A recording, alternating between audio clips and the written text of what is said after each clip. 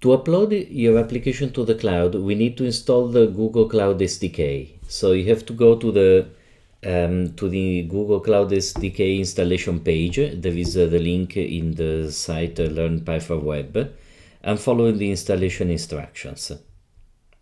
There are for Mac, for various OSs. So once you do that, you can say gcloud config help. This gives you the various commands.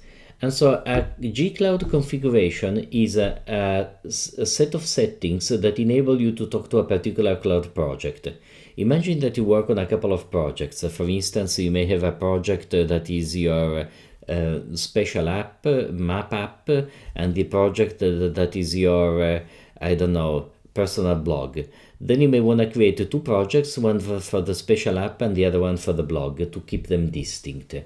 And so if we want to create a project now for our sample app, we can say gcloud config configurations create sample app. Not very full of fantasy. So now we are in the sample app configuration, and we may want to configure a couple of parameters. Once we have created our application, let me just make sure it's active. Gcloud configurations activate sample app. So this is how you activate if you have multiple ones, okay? Then I give you some suggested configurations here. I want you to do gcloud config set app promote by default to be false. This means when you deploy an app to the cloud, I don't want automatically the app to be considered the running one. I'm very careful with it. I want to first upload an app, and then if this works well, I want to be able to test it, and only then I want to be able to make it into production. So let me do that.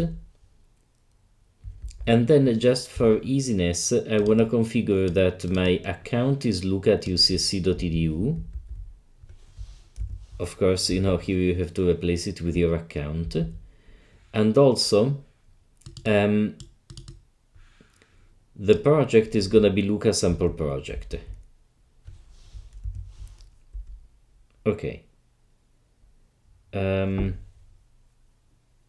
Yeah. This is just because I may be logged in currently with my Gmail identity. So now I have to do an authorization step to make it work. So I believe the command that I need to give is gcloud auth. And this will ask me to authenticate. Auth, yes, login. So this will bring up browser authentication, and I have to select my ucsc.edu account and say allow. And so I'm now logged in the Google Cloud as look@ucsc.edu, which is what I want for these. And I can now have access to my Luca, to my projects that have been created on my UCSC account. So what remains to be done is doing the deployment. To do this, I go up twice to the main Python web level, and then I see that I have deployment tools guy for Google App Engine, and I go there. Okay, there is a README file there that you should look at, and I have it here, and it tells you various things. So the first thing we need to do is make setup that creates the requirements.txt and other modules. Make setup. Okay, that was fast. And then I should make the directory apps. So make div apps. I have it already, so I don't make it, but I should create an init.py file in that directory. Okay, so I do it. And then I should create a symbolic link to my application from the apps directory. So I should go into apps, okay, and I should say link symbolically, and this is my Google Cloud example app, and I will call it Google Cloud example. Sorry. So this creates a link of the app under its own name, and I also wanted to create a link to the app under the name default. Okay, so if I look at what I have both underscore default and the Google Cloud example that point to my app.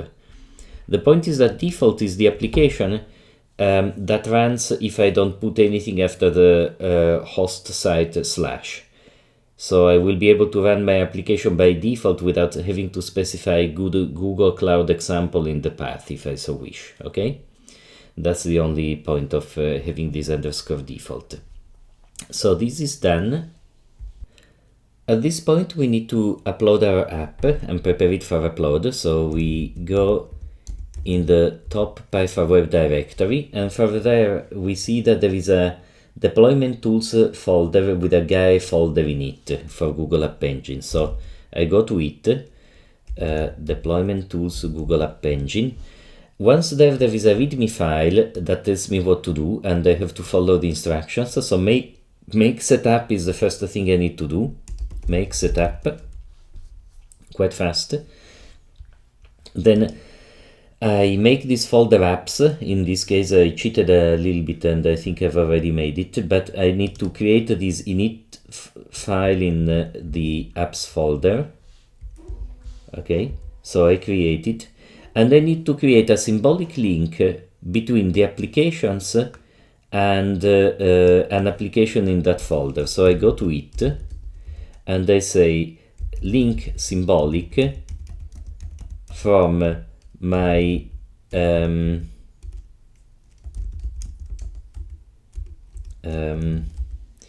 Google Cloud example app that I developed. So there is my original apps folder with Google Cloud example, and I make a symbolic link to here, and it already exists because I've already created it. And the other one is that I link it to default. Okay, so if I check the status, I see that I have this .service file that is quite important. That is a symbolic link to the .service file in the apps folder. This was set up by the makefile. I created this init.py, and I have two links, default and Google Cloud example, that both point to my original apps Google Cloud example app. I created this link with the name underscore default because in this way my app will be active even when I simply visit the root site. So I have your https : the host name, then a slash, but I don't put anything in the path. Okay, this makes my app the default that is gonna run when you hit the root path in your site. Okay, so this is ready. And if I look at the readme file again, it seems that's it actually. So we can try to deploy it. So it's important that I deploy from the above directory, from the Google App Engine directory, because I need to deploy from the same directory where app.yaml is located. So I am in that directory. I can do an ls. There is my app.yaml, and I can do gcloud config list to see my list of configurations to check that I'm about to do the right thing. I can see that I am in my sample app configuration. My account is my Luca UCSC one, and the project is Luca sample project. This is important to check. You always want to check that you're about to deploy to the right project. So gcloud app deploy. This will deploy the App Engine app, hopefully. So this tells me what it's about to do. It confirms again that this is a target project, that this will be the target version of the deployment. Versions are essentially versions of code. Whenever you upload your code, you have a new version of it, and then you can decide which one of the uploaded versions is the one you want to use.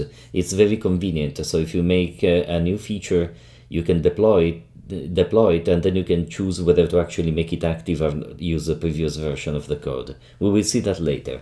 But for the moment, it's just confirming this will be the name of the version, and this will be the URL at which my work will be available. So I say yes, I want to continue.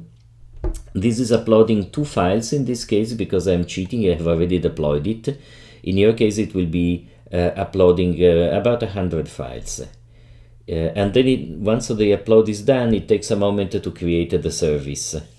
So this will terminate in a moment. Once that is done, we can go back to our Cloud Console. So the way I go here, I go to App Engine, and then I want to look at the versions that have been uploaded. And I may want to click on refresh. Oh boy, many versions. So let me delete some old ones, just not to clutter my storage. But the one I have just uploaded for you is this one. Okay, you can check the number. You see it ends by 25436, 25436. So if I click here, I can access it as a website essentially. So let's see what happens. So this needs to start up the cloud instance, so there is none, and it tells me hello. So it has actually worked. This is quite incredible, okay? So here are the versions. These are the versions. Every time I upload, I have a different version, and then I can decide for which one is the one that is active by default, okay? So if I activate this one by default, I migrate the traffic to it now. So I say, yes, please migrate it. It will be the one available from the top URL. Let's give it a try one moment, okay? So once the traffic is migrated, you see this changes name. It becomes a simpler name. It's simply Luca Sample Project. And this WLR, they actually not needed. So you get this URL. So I deleted the older versions. So if I click here now, this has my version. So it's simply called the Luca Sample Project.wl.r, which I don't know what it means, .appspot.com. You can get to it even if you take out the .wl.r, okay? But okay, and you can click on the sign in button, and this seems to work, and you can then sign out, sign in, and sign out. So this works. For this to work, it means the database is set. Now you may encounter an error that I encountered before, in which I had to add, this was another error. I had to add essentially, here, I want to remind you where it is, in the API and services, in the credentials, okay, we have these client IDs for OAuth, and if you go look at it, sometimes you get prompted to add some other callback URL. You see here I have lucasampleproject.appspot.com, and I also have lucasampleproject.wl.r.appspot.com. So if you try a new version, you may need to add something here. But this means we are in the cloud. We can. I want to show you a few things. So if we do one more upload, one more deploy, this will upload a new version that we can then go look at. It takes a moment. So here is a list of versions. We can refresh it. So far we have only one. Here it's uploading another one. In this case it didn't upload any files, but it will still produce a new version of code. Takes a moment for this to finish. And then I also want to show you where the logs are. Okay, it has finally finished. So I can here refresh, and you see I can see my old application that still receives the whole traffic, and the new one that receives no traffic. I can do various things at this point. I can also do split traffic. I can decide that some of the traffic goes to the new version, and some of the traffic goes to the old version, right? So when you create a new version of the code, you can send it to only some of the users so that you can help test the code without sending all of your users to the new code. The other thing you can do is that you can look at the logs Explorer, and this will give you the logs for the project. So unfortunately there's too much stuff going on here, so it's kind of hard to see them.